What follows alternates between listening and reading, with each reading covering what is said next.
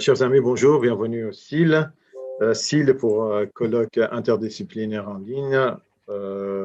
Nous sommes aujourd'hui en fait volontairement en petit groupe. Le but est de construire ensemble une présentation dont une forme raccourcie sera mise en ligne dans un second temps. Merci à vous de participer. Merci Bernard d'être avec nous. Est-ce que Bernard peut nous présenter brièvement le membre de ce panel, s'il te plaît? Oui, alors je peux présenter Marie-Laure tout d'abord, digne successrice, si le mot existe, d'un oncologue que je connais qui était plutôt sympa, mais qui est parti à la retraite et qui ne s'ennuie pas. Carsten, je te connais depuis quelques années, tu es zurichois, tu es venu à Genève par amour, tu m'as dit. Alors l'amour des Genevois, ça peut exister, merci Carsten. Pneumologue, et je dois dire que tu es le top niveau des consultants avec qui j'ai pu travailler. Merci. Paolo, je te connais depuis, pouf, on n'ose pas dire, hein, ta barbe grise laisserait penser qu'on se connaît depuis très longtemps. C'est ça. Un généraliste, vraiment, comme dans les livres, comme il faut. Et en plus, très sympa. Aucune arrogance, l'homme parfait. Et puis, bien sûr, Amir, personne n'a besoin de te présenter. Tu as roulé ta bosse, si j'ose dire, parce que ce qui m'a impressionné le plus quand je t'ai connu, c'est que tu parles le suisse-allemand couramment. Alors, pour un Iranien qui parle le perse, l'espagnol, un peu l'italien, l'allemand, le suisse-allemand, puis bien sûr l'anglais, ça me paraissait, enfin, ça faisait beaucoup d'un coup. Tu t'es formé aux États-Unis, au Memorial Sloan Kettering, avec des expertises dans plusieurs domaines, neuroimagerie, imagerie, sein, etc. Si je voulais parler de ta carrière, jusqu'à présent, on perdrait du temps, on gagnerait en qualité, mais on perdrait beaucoup de temps. Voilà. Et puis les autres, c'est tous ceux qui nous rejoignent, que je ne connais pas tous forcément. Salut Yvan. Bonjour, bonjour. Apparaître. Et puis, qui sont toujours les bienvenus avec nous pour ces discussions. Aujourd'hui, le cancer du poumon. À toi, Amir. Merci beaucoup, Bernard.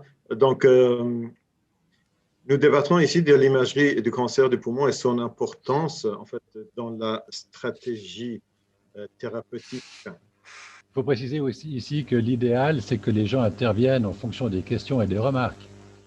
Il n'y a pas de questions bêtes. Il faut rester interactif, le Zoom le permet. Voilà. En effet, donc, les décisions thérapeutiques dépendent très directement du rapport du radiologue dont la mission est de permettre aux cliniciens de définir l'opérabilité ou non du cancer pulmonaire découvert.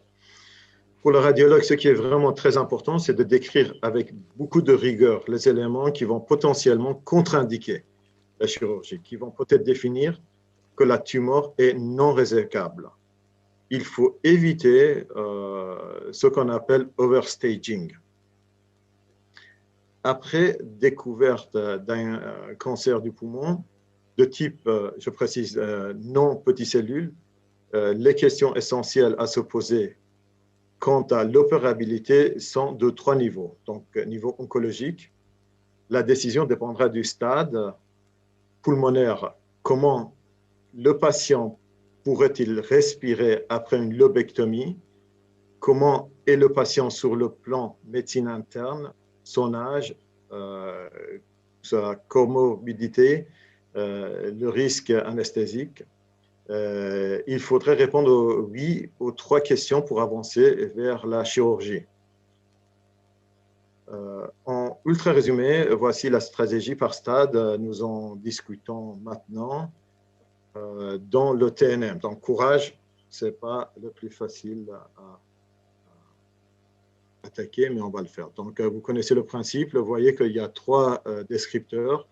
Le T pour la tumeur, le N pour les ganglions, N, donc nodes en anglais, et le M pour les localisations à distance métastatiques. On est à la 8e édition, toujours dans le but d'aider le clinicien, oncologue ou chirurgien à mieux définir la stratégie thérapeutique à partir de ces 3 descripteurs on détermine les stades, offrant en fait une stratification du pronostic. Ça va de presque 90% de survie À 5 ans. à 5 ans, exactement, Bernard, pour le stade 1A, à moins de 5% de survie pour le stade 4B. Donc, c'est vraiment essentiel. Le TNM permet surtout de définir la meilleure option de traitement et de comparer entre groupes et à l'intérieur de chaque groupe entre deux bras thérapeutiques, par exemple.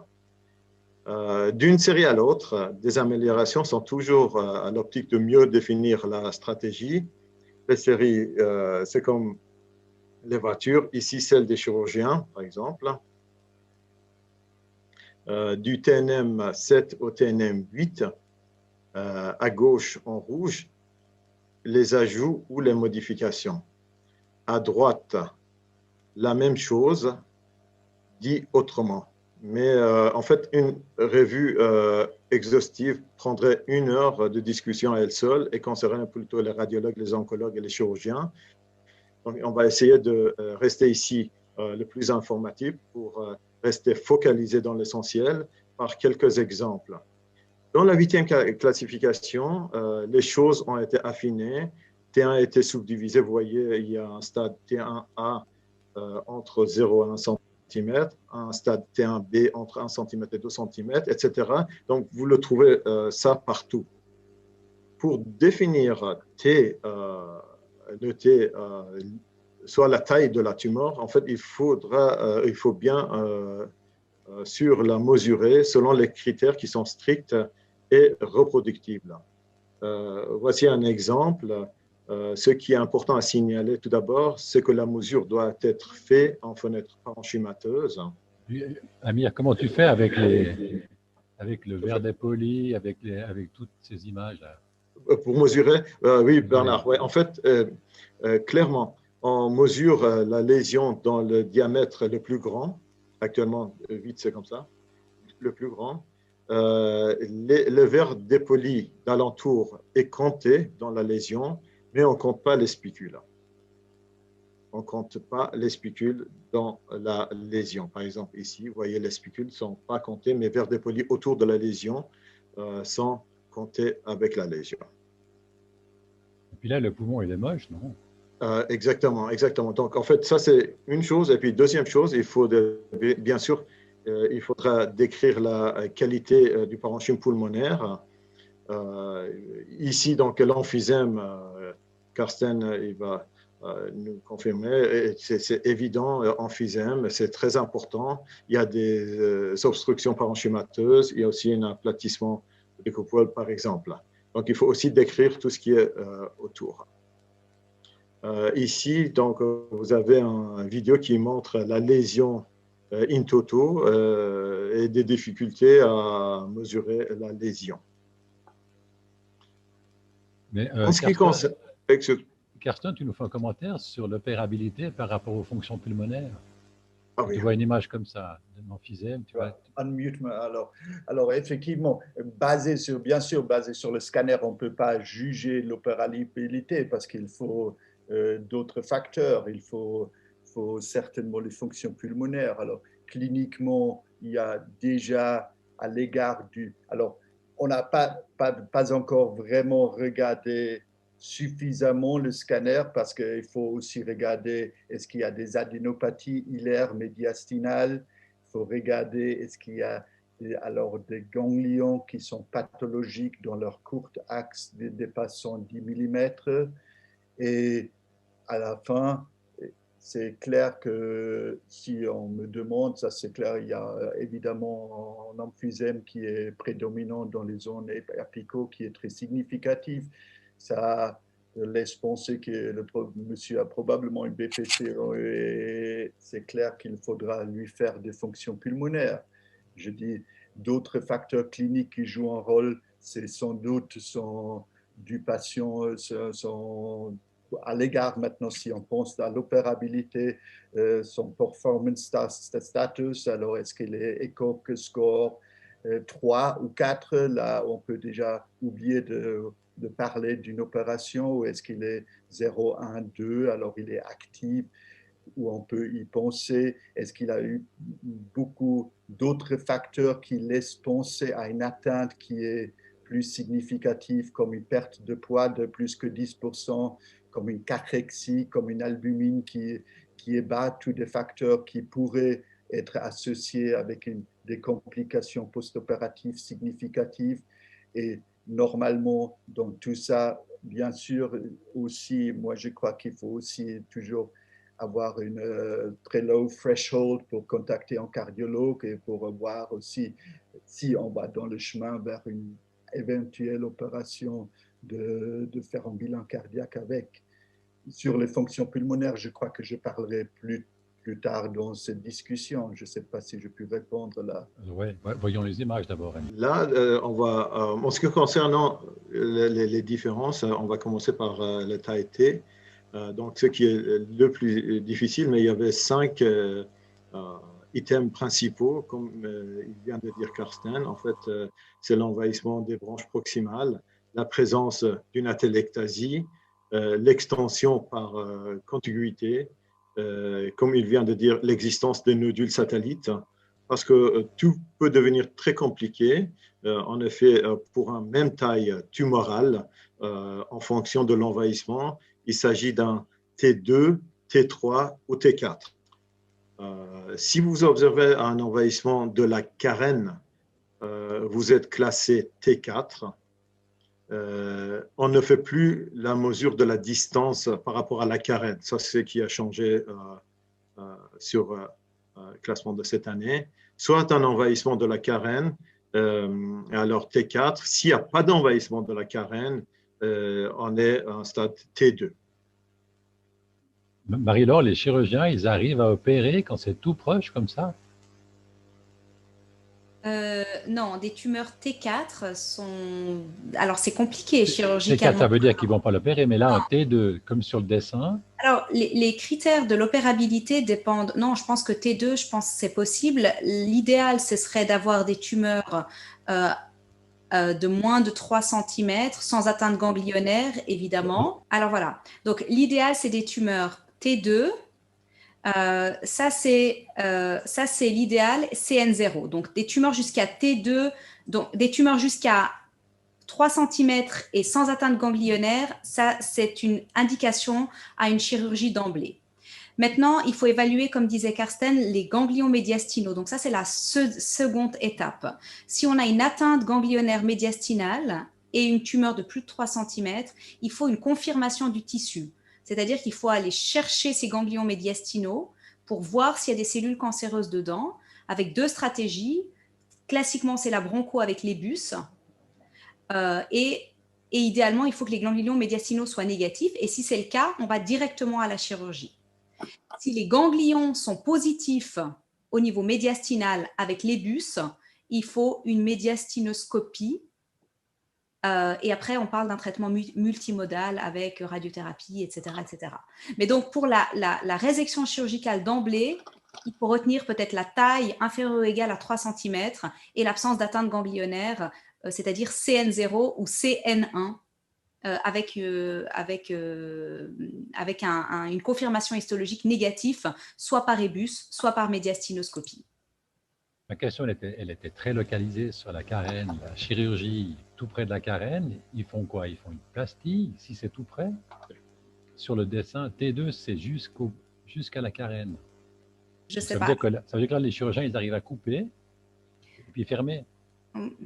Ça, c'est une chirurgie complexe. Hein. Ouais, c'est ça. Hein. Ouais, ça devient une chirurgie complexe. Je pense qu'il faut demander aux chirurgiens thoraciques, mais ça devient un peu complexe. Peut-être qu'ils proposeraient un traitement néoadjuvant, je ne sais pas. Parce qu'avant, il y avait la distance à la carène qui jouait un rôle. Il y a une question. Il y a une question. Marie-Laure, oui. Donc justement, quand tu dis ça, il faut opérer moins de 3 cm, mais forcément, le type de cancer, ça n'importe pas, ou bien si. ça importe quand même? Parce que là, on est en train de parler Bien sûr, de taille. on est en train de parler uniquement du cancer pulmonaire non à petites cellules. la discussion est assez différente avec le cancer pulmonaire à petites cellules, qui sont des maladies de comportement biologique différents, beaucoup plus agressifs et qui sont globalement non chirurgicaux et plutôt traités par des traitements de chimio ou radiochimiothérapie exclusive. Donc aujourd'hui, on ne parle que du cancer pulmonaire non à petites cellules pour tout ce qui est indication chirurgicale et puis pour la suite des investigations et des traitements. Pas du cancer pulmonaire à petites cellules. Parfait. Parfois, en oncologie, on définit les maladies par ce qu'elles ne sont pas. En fait, c'est un cancer qui n'est pas à petites cellules. D'accord. Mais ça inclut toutes les autres histologies. Dans la dernière classification a été simplifiée. Quel que soit le degré d'atélectasie, quel que soit lobaire, bilobaire ou pulmonaire, la tumeur est classée au minimum T2 actuellement. Il faut souligner le au minimum T2. Au minimum T2, effectivement. Ouais. D'accord. Et puis, une question, en fait, très importante pour nous, les radiologues, et puis pour tout le monde par conséquent, c'est que l'envahissement de la plèvre. L'envahissement de la plèvre. Est-ce que la plèvre est envahie? Si oui, est-ce qu'il y a un envahissement de la plèvre viscérale ou de la plèvre pariétale? Donc, cela a des conséquences pour la chirurgie à venir, tout en sachant que même si c'est un T3, plèvre pariétale envahie sera peut-être acceptée par le chirurgien. Dans cet exemple, on peut poser la question, la plèvre viscérale est vraisemblablement envahie. Par contre, on a des difficultés à se prononcer en fait sur la plèvre pariétale. Ici, vous voyez la tumeur prend le contraste. Vous voyez que cette prise de contraste s'insinue vers la paroi. Là, vous pouvez être relativement confiant dans le fait que la plèvre pariétale n'est pas envahie. Mais comment tu peux être plus confiant? Parce que pour moi, ici, c'est envahi. D'accord. Donc, en fait, on a comme critères, il y a 3 critères. Donc, un, c'est est-ce qu'il y a une prise de contraste de la paroi? Deuxième critère d'envahissement, c'est lise costale. Ça nous aide. Donc, s'il y a une lise costale, c'est envahi. Et troisième critère, c'est clinique. En fait, tous les patients que vous me confiez, je les vois. Et, donc, quand je les vois, je peux poser une question pour savoir est-ce que la plèvre pariétale est envahie ou pas. Et ça, c'est la douleur, en fait, parce que la plèvre viscérale n'est pas innervée, tandis que pariétale est innervée. Et quand il y a l'envahissement, le patient, est-ce qu'il y a un commentaire pour les… Oui, pardon, je peux faire juste un commentaire là-dessus. Justement, je t'en prie, c'est fait pour. Ouais. Je pense que c'est très important cette notion de plèvre parce que c'est plus un critère de non-résecabilité. Hein. On est toujours qu'il y ait une infiltration de la plèvre ou pas. Vous me corrigez si je dis des bêtises, Karsten. Ça reste des tumeurs T2 en fait. Donc, ça reste des stades 2. Et pour autant qu'il n'y ait pas d'atteinte ganglionnaire, ça reste chirurgical. Les contre-indications pour une chirurgie première, ça reste des tumeurs T4, des tumeurs qui infiltrent la carène ou l'invasion du diaphragme, parce que ça, c'est classé T4 et du coup, c'est des stades 3A. Mais l'invasion de la plèvre n'est pas une contre-indication à une chirurgie première. Pour autant non, ce n'est pas une contre-indication, je suis d'accord avec toi. Mais pour nous, c'est important de dire aux chirurgiens parce que ça change quand même un petit peu la chirurgie. Et puis que, je veux dire ça, il faut que les critères soient clairs, nets, et puis qu'on sache. Et puis tout ce que vous nous dites aussi, ça peut nous aider au niveau clinique. Est-ce qu'il y a un envahissement ou pas? Et puis après, dans la planification de la chirurgie, je sais que ce n'est pas contre-indiqué, ça dépend, on peut enlever la cote, je suis d'accord avec toi. Mais c'est quand même très, très important. Et ce qui nous empêche de dormir, c'est effectivement, en tant que radiologue, est-ce qu'il y a un envahissement ou pas? C'est très important de pouvoir le dire et puis préciser. Donc, en fait, je reviens ici. Si la plèvre pariétale est envahie, il s'agit au minimum d'un T3. Au minimum, ça veut dire que ça peut être T2 ou T3. Les critères donc, formels, je viens de vous le dire, en fait, c'est la lise costale, c'est très, très important. S'il y a une existence d'une prise de contraste intrapariétale, et plus curieusement, c'est un critère clinique très important, c'est la douleur pariétale. En fait, qu'on vient de dire, parce que c'est la plèvre innervée, la plèvre viscérale ne l'est pas. Un autre cas, donc ça, vous voyez ce cas en fenêtre médiastinale. On a une volumineuse masse nécrotique du médiastin viscéral qui occupe la fenêtre aortopulmonaire. C'est mesuré à peu près, c'est mesuré à 4 cm de diamètre maximal. Elle est en contact intime avec l'aorte et l'artère pulmonaire. Il n'y a pas d'interface graisseuse en fait macroscopiquement décélable. Cette masse évoque une origine ganglionnaire et qu'est-ce qu'on doute ici en fait? Carsten, qu'est-ce que tu m'aurais dit ces patients ou bien Marie-Laure? Alors, de nouveau, bien sûr, il faut une espèce de biopsie pour savoir ce que c'est, parce que basé sur cette image, tu ne peux pas dire avec toute certitude que c'est un cancer pulmonaire. Ça peut être un ganglion nécrotique d'une autre origine. Alors, il faut sans doute faire une bronchoscopie chez quelqu'un qui sait très, très bien le faire, parce qu'avec l'ibus aortopulmonaire, c'est difficile accessible. C'est possible si c'est quelqu'un qui a de l'expérience, mais c'est difficile. Et si on ne peut pas l'accéder de cette façon, il faut une médiastinoscopie pour avoir des biopsies, pour savoir ce que c'est. Et c'est clair de cette localisation, si ça s'est confirmé en cancer, ça c'est pas opérable, quelque chose comme ça, à mon avis. Effectivement, Carsten, oui. moi j'ai une question un tout petit peu en dehors de l'image ici. Si on a une image assez périphérique, tu vas jusqu'où avec le bronchoscope pour pouvoir faire une histologie? Si c'était une lésion périphérique. Si tu as une lésion assez périphérique dans l'arbre trachéobronchique, jusqu'où tu peux aller avec ton bronchoscope pour nous poser un diagnostic épidémique? Aujourd'hui, avec les techniques modernes, ils ont des techniques très avancées où ils peuvent aussi faire guidance en parallèle avec un scanner, et même des lésions très périphériques, très petites, ils peuvent essayer de l'atteindre. C'est clair, si c'est quelque chose autour d'un centimètre, quand même, il faut le prendre avec prudence, les résultats, parce que si c'est négatif, ça peut simplement être un sampling error. Et c'est pour cette raison que si la clinique est suggestive, si tu as quelque chose de très petit, 1 centimètre ou au-dessus d'1 centimètre qui a grandi malgré tout et que tu n'arrives pas à l'atteindre, c'est parfois, comme Marie disait avant, l'attitude qu'on fait une résection d'emblée à visée diagnostique et thérapeutique. Et c'est là que rarement on se trouve dans des situations qu'on a opéré en cancer à petites cellules, parce que ça peut arriver. Voilà, c'est ça. Il y a une question de Paolo.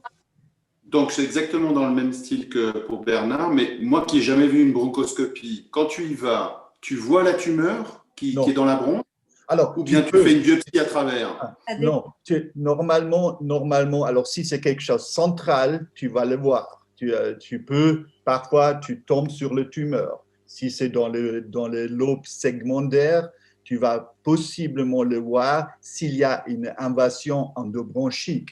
Mais c'est très possible qu'il y a une compression extrinsique du bronche, et alors tu vois rien de l'intérieur. Tu vois simplement que l'entrée est fermée, disons.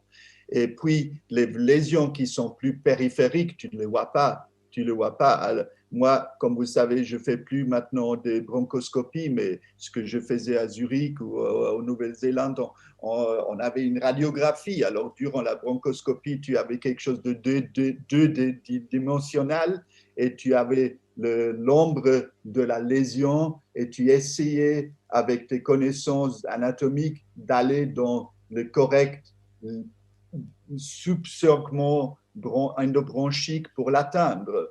Et comme tu étais deux-dimensionnel, tu pouvais, même si tu étais avec le forceps sur l'ombre, c'est pas sûr que tu l'as vraiment atteint.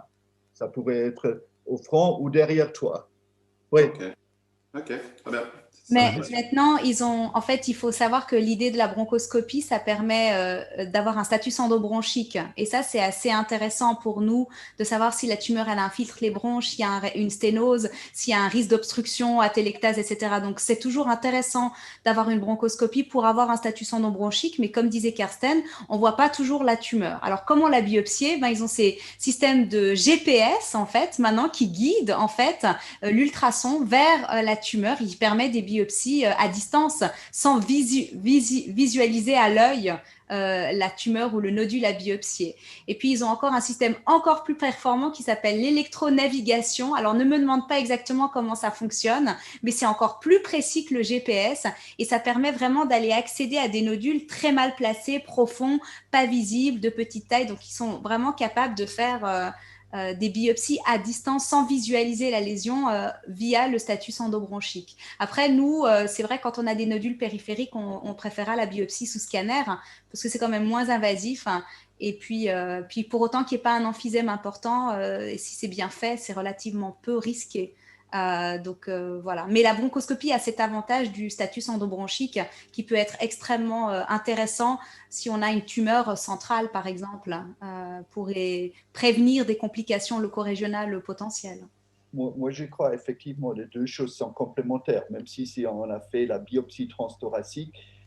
À mon avis, il faut toujours faire une bronchoscopie parce que moi, j'ai vu des patients que moi, j'ai fait des bronchoscopies que même si on scannait, il n'y avait pas de description d'une atteinte endobronchique, on fait la bronchoscopie et on voit là, il y a quelque chose et on fait la biopsie, il y a le cancer là aussi. Et si on ne fait pas du tout la bronchoscopie, on va opérer cette petite nodule périphérique, donc l'atteinte est beaucoup plus progressée déjà de ce qu'on croyait.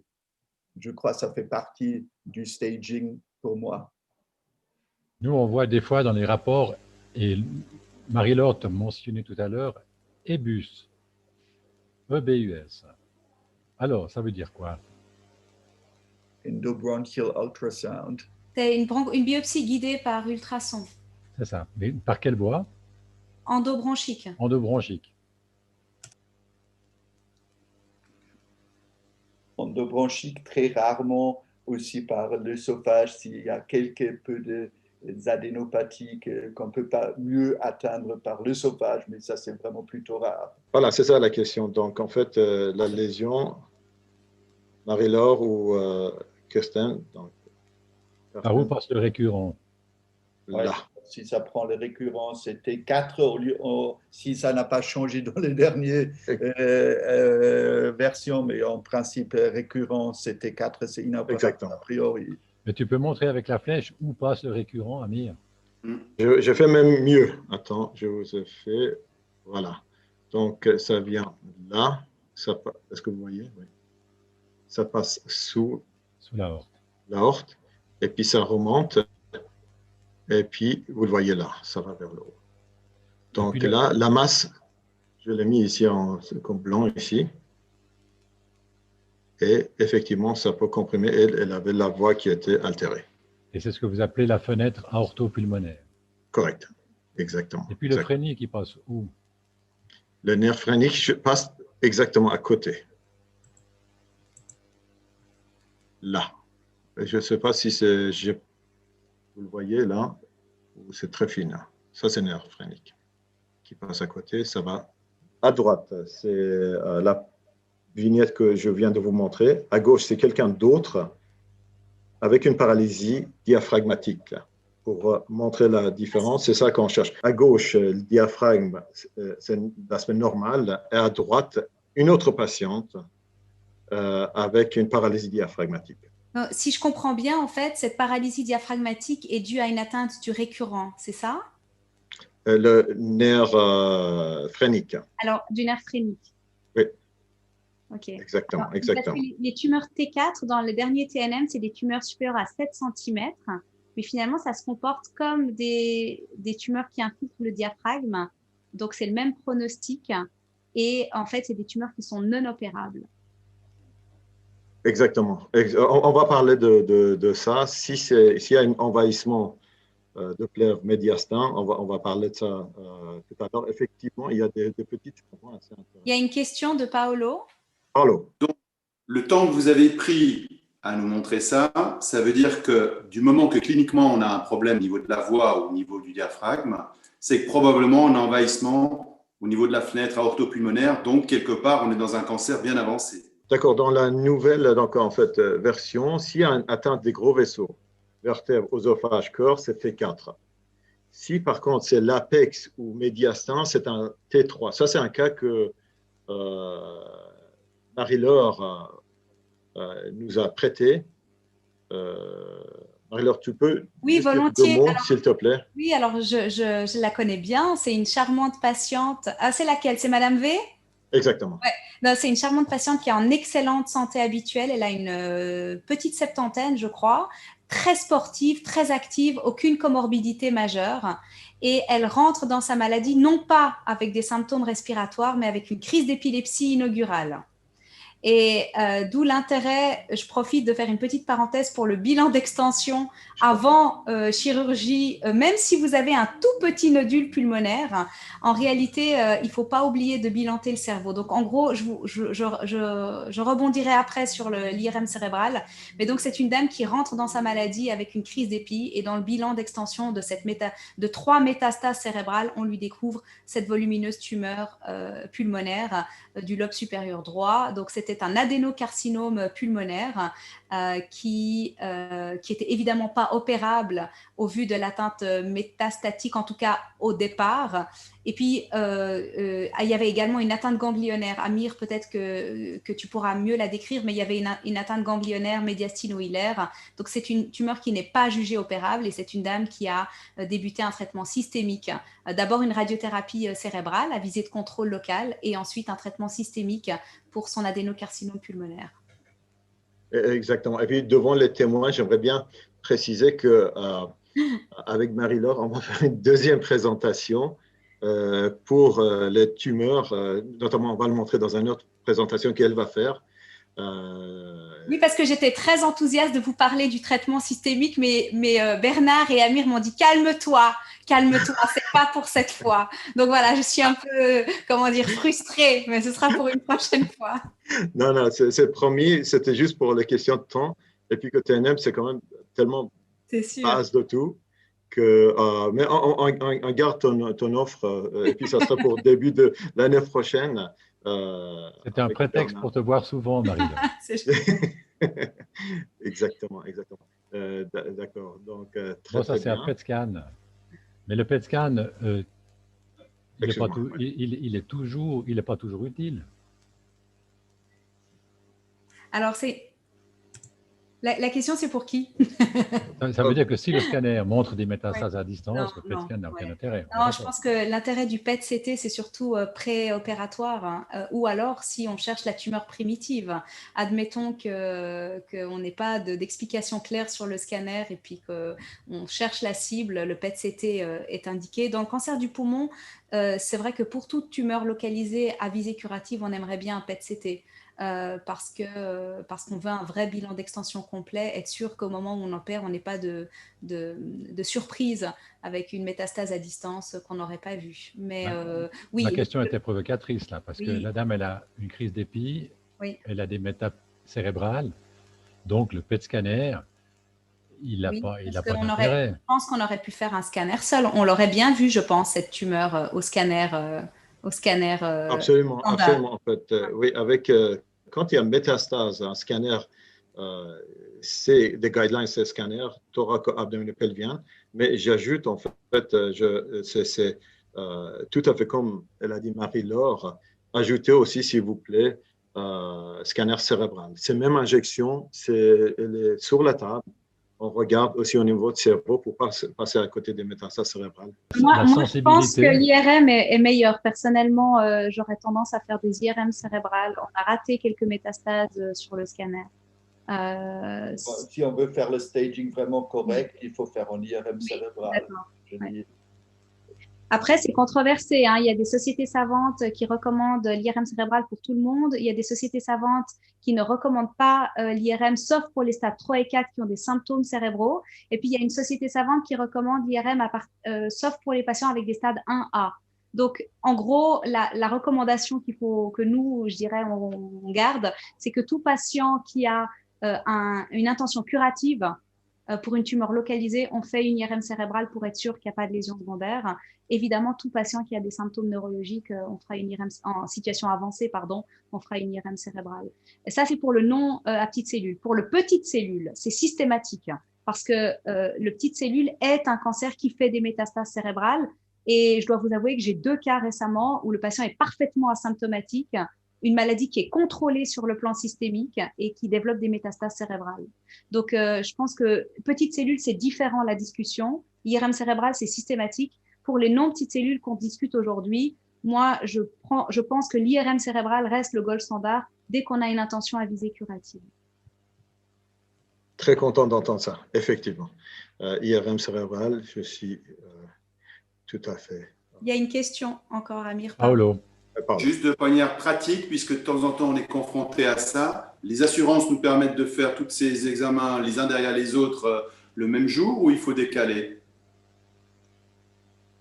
Il n'y a pas de problème asycurologique quand on bilante un cancer. Aucun problème. Au staging initial, il n'y a pas de problème asycurologique. D'accord. Parce que par exemple, pour un PET scan en ambulatoire, on est obligé de demander la demande à l'assurance. Non. Ah. Non. Alors ça a changé. Non, pour un bilan de staging. Pas après, pas dans le cadre d'un suivi ou d'une surveillance, etc. Mais au staging, on n'a pas besoin. D'accord. Donc une fois qu'on a trouvé la tumeur, mais si on cherche la tumeur, on ne peut pas, par exemple, un PET scan. Si. Ok. Moi, j'ai dû avoir la demande. Ils t'ont refusé un PET scan? Oui, ils ont fait résistance. Ah, d'accord. Si après, c'est une tumeur primaire, d'abord de la chercher sur un scan net standard, tu veux dire? C'est ça. Enfin, on a une métastase et on passe au PET scan directement. Ouais. À la recherche, théoriquement, je crois que ce n'est pas permis en ambulatoire. Je pense qu'il faut faire l'étape d'avant du scanner. Ouais, je suis d'accord avec du scanner. Ouais. Bon, initialement, le PET scan, il y avait des indications très restrictives. Et puis les indications se sont élargies largement pour l'assurance. D'accord. À toi, Amir. Oui, donc là, je voulais résumer un petit peu la situation en fonction des notes. Qu'est-ce que ça donne? Donc, image de scanner de face, vous avez à gauche. Il y a présence des nodules satellites en rouge, vous l'avez. S'il y a des nodules dans le même lobe, c'est T3. S'il y a des nodules dans un autre lobe, mais c'est dans le même poumon, c'est T4. Et s'il y a des nodules dans le poumon contralatéral, ce n'est plus T, mais c'est M1A.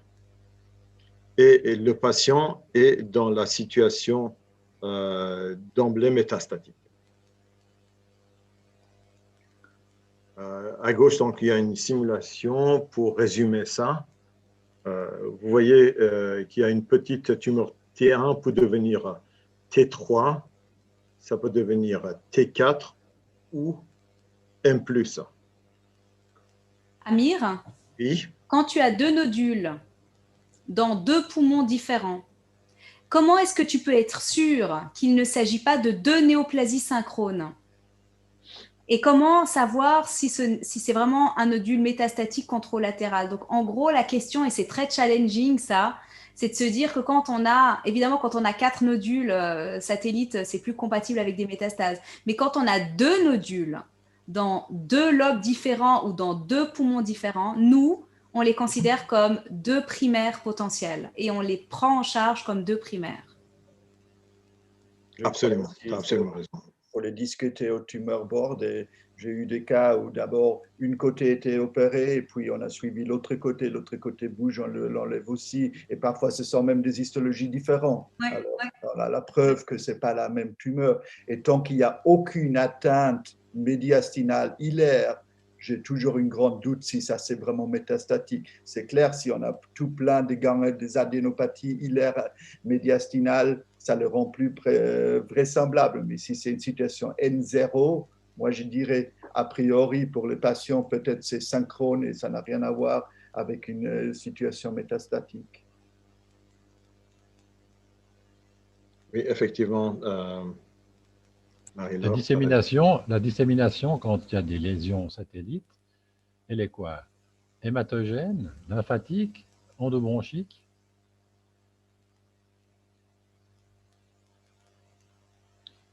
Marie-Laure, je crois que c'était une question pour… Ah, je sais pas. Je pense que ça doit être quand même hématogène. Je sais pas. Moi, je ne suis pas sûr, mais moi, j'aurais dit initialement lymphogène et plus tard hématogène. Hématogène peut-être, ouais. D'accord. Donc, le statut N, ça n'a pas changé par rapport à la précédente édition. On est toujours en train d'expliquer les différences et comment la nouvelle… le drainage ganglionnaire de poumon, c'est un cauchemar pour tout le monde, pour les étudiants, pour nous. Et les ganglions sont nommés par région. Mais aussi classés en groupe. Donc R à droite et L à gauche, numéroté de 1 à 13, proximal à distal. Quant au stade du cancer du poumon, plus le chiffre ganglionnaire est envahi est petit, plus c'est grave. Donc, N pour notes. Donc, N0, c'était pas d'atteinte ganglionnaire. N1, c'est une atteinte tumorale hilaire homolatérale. N2, c'est médiastinal homolatéral. Et N3, c'est contralatéral et susclaviculaire. Marie-Laure, est-ce que tu… Des commentaires ou… Non, non, pas de commentaires. Donc, les maladies N1 sont possiblement chirurgicales, en tout cas jusqu'au T2. Après, les maladies N2 ne sont pas chirurgicales, ce sont des maladies de stade 3. Donc, à partir du stade 3, la recommandation, c'est radiochimio, mais pas de chirurgie première. Mais dans le 3, il y a le A et le B avec une grande différence entre les deux, n'est-ce pas? Alors, ouais, tout à fait. Donc, oui. D'accord. Parce que le stade 3A, Oui. il pourrait être d'emblée opérable et le stade 3B mérite un traitement néoadjuvant. Est-ce qu'on peut résumer comme ça? Marie-Laure, est-ce que tu peux commenter un petit peu, ça c'est le prochain dia que j'allais montrer, en fait, les stades chirurgie, là c'est un traitement adjuvant, stade 1, 2, 3, Alors, 4, oui, je peux s'il te commenter plaît. avec plaisir. Oui. En fait, on parle de la stratégie des maladies ganglionnaires. Donc, on a N0, N1, comme tu viens de le définir. Ça, c'est chirurgical d'emblée. Ensuite, on a des N2 qui sont potentiellement résécables. Et ça, c'est le chirurgien qui doit dire. Là, en général, c'est un traitement multimodal. Ça veut dire il y a un traitement néoadjuvant suivi probablement d'une chirurgie. Et pour ce qui est de la maladie N3, là, malheureusement, ce n'est pas chirurgical. Donc, on a en gros N0, N1 chirurgical d'emblée, N3 pas chirurgical, et toute la discussion, c'est les N2, où on doit discuter en concertation pluridisciplinaire, en général un traitement multimodal. Multimodal, ça veut dire chirurgie, chimiothérapie et radiothérapie. Magnifique. Carsten, est-ce que tu as… Donc ça veut dire que… Effectivement, 3A, théoriquement des traitements néo-adjuvants qui peuvent être considérés si le chirurgien, après ce traitement, dit que le tumeur est opérable. Ça veut dire que contrairement à ce que je disais avant, 3A, on a une visée potentiellement curative, ça, et 3B, c'est trop tard. Ouais, c'est ça. En fait, 3A, tu peux faire un traitement néoadjuvant en vue d'une résécabilité potentielle. 3B, ce ne sera pas chirurgical. C'est que le pronostic, il est très différent d'un groupe à l'autre. Déjà, 3A a un pronostic qui n'est pas très Oui, bien. bien sûr. Ouais. Alors, je dis, mais 3A, tout théoriquement, après un traitement néoadjuvant, à l'option, si l'état général du patient le permet, de potentiellement aller vers une opération. tandis que 3B, c'est exclu. Et encore, ça se discute de plus en plus avec l'efficacité de nos traitements systémiques. Mais ça sera pour la prochaine fois. Exactement. Je vous expliquerai tout ça. D'accord, très bien, très bien. Voilà, on a réussi à une bonne partie.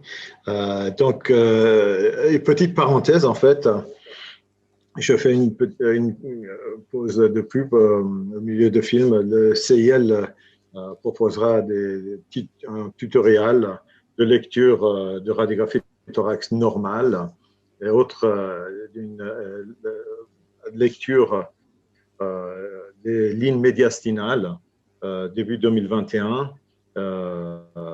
L'objectif est de vous proposer une formation continue qui est COVID, c'est compatible en utilisant ces nouvelles technologies de la communication. En fait, une analyse systématique du radiographie thorax. On va regarder comment je fais ou bien comment nous on fait. Ça peut être utile dans ce temps où vous êtes peut-être amené à analyser une radiographie thorax. Et puis, nous, on fait des choses les plus difficiles en premier. Les lignes médiastinales, pour nous, c'est les plus difficiles. Et je crois que ça serait intéressant la prochaine fois. On va en parler. Petite quiz, en fait. Donc, l'imagerie, on dit très souvent que ça apparente à des jeux de cette différence, que c'était si cher à nous, à notre enfance, en amuse-bouche. Est-ce qu'il y a une différence d'une image à l'autre? Est-ce que, donc, la différence de 2 années entre les deux radiographies thorax, je vois que Carsten, il est en train de… Ah, il est retourné. Voilà. Donc, ceux qui nous… Oui, je t'en prie, je t'en prie.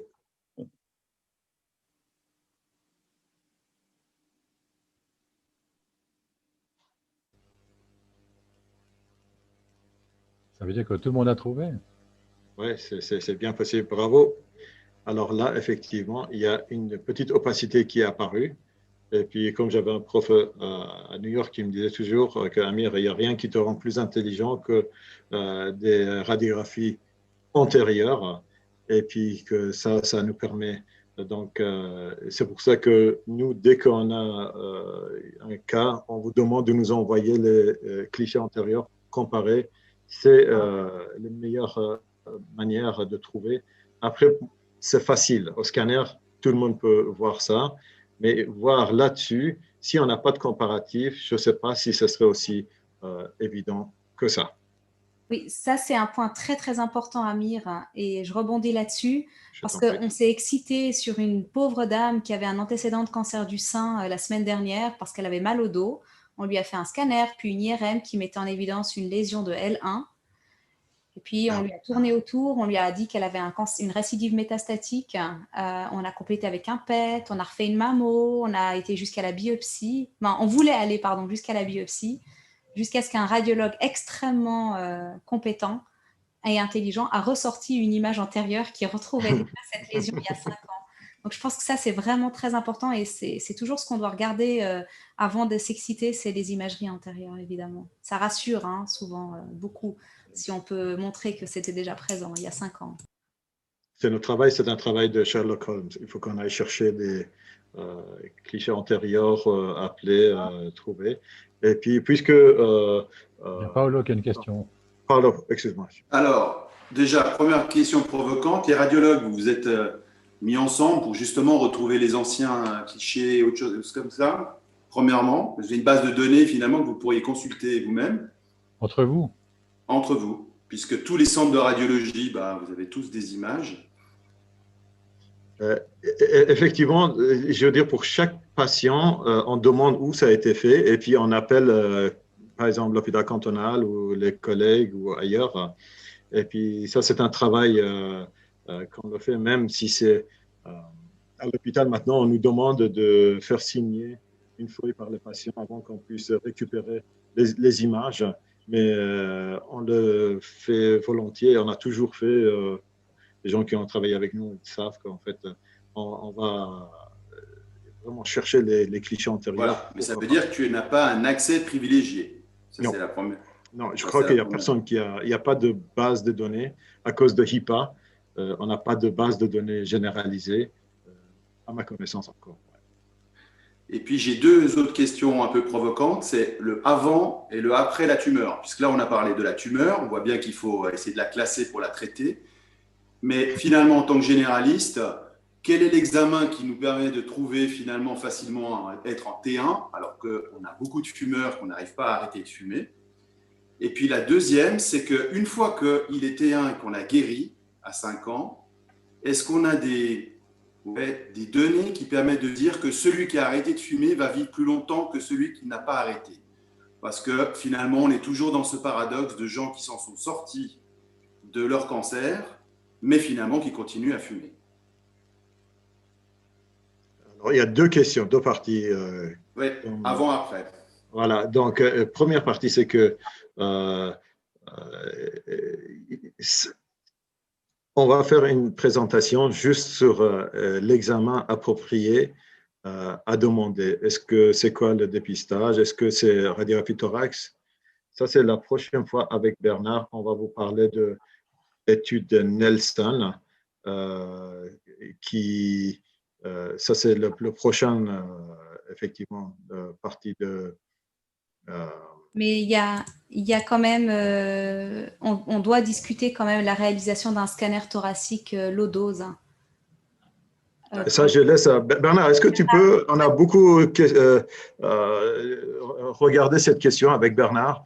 Est-ce que scientifiquement, où on en est, ça prend, je peux commencer, mais ça prend une demi-heure pour aller. Je préfère de Paolo répondre ça Amir, avec des images. Bernard, je t'en prie. C'est très long et puis c'est très polémique parce que la première question, c'est est-ce que les fumeurs méritent un dépistage? Non, mais c'est pas un jugement de valeur.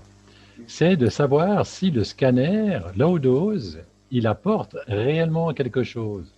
L'étude Nelson a montré qu'il y avait une baisse de mortalité du cancer du poumon en faisant un examen par année à des fumeurs ou anciens fumeurs. Mais si on regarde les chiffres, ce que j'ai fait, il n'y a aucune différence de mortalité globale. Il y a le même nombre de gens qui meurent d'un groupe à l'autre, simplement ils meurent d'autre chose. Alors, la question est posée. Les radiologues diront, oui, ça baisse la mortalité par cancer du poumon, c'est bien.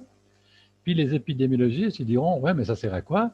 Il n'y a pas un patient qui a vécu plus longtemps dans un groupe ou dans l'autre. Alors, ce sera à discuter parce qu'il y a beaucoup aussi de biais statistiques dans ces études. Il y a un effet que j'aime bien, c'est l'effet Will Rogers. Mais ça, je vous en parlerai si vous voulez. C'est le stage migration. Et puis, il y a le lead time bias. Et il y a beaucoup de risques statistiques quand on lit ce genre d'études. Et il ne faut pas prendre les conclusions de celui qui écrit comme étant parole divine. Et ça ne fait pas partie encore des méthodes de dépistage recommandées comme l'est la mammographie ou la coloscopie ou la recherche de sampules dans les selles. Et puis ça doit se discuter de cas en cas. La problématique majeure de cette étude et de l'autre, il y en a une autre qui est négative aussi, c'est que la grosse question, c'est comment on définit la population à haut risque, c'est combien de paquets années, etc. La problématique aussi, c'est les questions qui restent, c'est quel est le meilleur intervalle de dépistage, quelle est la meilleure méthode de CT, 2D versus 3D, qu'est-ce qu'on fait des faux positifs en termes de rapport coût-efficacité, etc., etc. Donc pour l'instant, ça ne fait pas partie des recommandations stricto sensu, le low dose. Donc, Marie-Laure, on voulait en parler, et puis Bernard, elle a très justement dit qu'on va parler de ça une autre fois en détail, donc c'est pas que toi. Donc même moi, j'ai dû quand même couper il est en train il va nous dire… Moi, j'aime quand même une radio thoracique. Je suis simplement clinicien de la ville. Si moi, j'ai un fumeur que je n'ai jamais vu dans ma vie, il a 50 pack years, il n'a pas eu une radiographie ces derniers 10 ans, je lui fais une radiographie, je lui dis en même temps, ça c'est pas la même précision qu'un scanner. Et dans le pire des cas, on a quelque chose qu'on ne voit pas. Mais quand même, je peux, avec un certain degré de petite confiance, dire qu'il n'y a pas quelque chose de 5 cm que je vais rater. Et peut-être c'est seulement pour me rassurer, d'accord, que j'ai une radiographie, mais au moins je pourrais, si après il y a un événement, je pourrais comparaître. Est-ce qu'il y a, j'ai une radiographie à comparaître? Moi aussi pour les raisons pulmonaires, je dis, les gens sont dyspnéiques. Alors, une radiographie peut quand même me montrer si le cœur est comme ça ou comme ça. S'il y a des épanchements, je peux me tromper cliniquement. Parfois, je crois qu'il n'y a pas d'épanchement et je vois sur une radiographie qu'il y a quand même de petits épanchements. Et pour toutes ces raisons, une radiographie ne coûte pas cher. Ce n'est pas beaucoup de radiation. Moi, je crois, pour les patients que moi je vois régulièrement, j'aime le faire. Non, je suis tout à fait d'accord avec toi. Carsten, oui, je voulais juste dire qu'il n'y a pas de preuve que la radiographie de thorax qu'on fait, ça c'est pas un impact sur la mortalité. C'est prouvé que ce n'est pas un dépistage pour les cancers. C'est plutôt d'avoir quelque chose qu'on peut comparaître et d'avoir dans les différentiels de possibles autres raisons pour faire un scanner. Disons, si j'ai des lésions qui me suggèrent qu'il y a une pattern réticulaire sur une radiographie, j'ai une bonne raison de faire un scanner. Ou disons, pour moi, ça reste quelque chose d'utile. C'est certainement pas un scanner, un dépistage pour un cancer pulmonaire. Ça serait faux de l'utiliser comme ça. Tu l'utilises comme complément du statut. Et puis, ça évite aussi que le patient aille chez son médecin généraliste puis lui dise « J'ai été voir le spécialiste du poumon, il ne m'a même pas fait une radio. » Moi, je la fais. Oui, il y a parfois des patients qui viennent pour faire la radio chez moi. Je dis, ça, c'est pas la chose que je fais primordiale. Mais... Ok, merci Amir. Merci beaucoup. Merci Amir. Merci beaucoup, merci d'être là. Merci surtout à Bernard pour avoir été… On n'a pas vraiment parlé de l'opérabilité d'un niveau fonctionnel. Alors ça, on peut le laisser pour un autre moment, d'accord? Parce que ça, c'est toute une autre discussion. Et maintenant, on a parlé de ce qui est au niveau de l'imagerie, opérable ou non. On n'a pas parlé sur le patient en soi. On n'a pas parlé sur les examens fonctionnels, disons, fonction pulmonaire, effectivement, possiblement les scintigraphies, possiblement les spiroergométries, mais ça dépasse le cercle d'aujourd'hui. Quand on a préparé ça, on s'est rendu compte qu'on voulait faire un sujet, puis qu'on en avait déjà 4. Alors avec celui-là, ça en fait 5. On va donc faire 5 présentations, Amir. Exactement.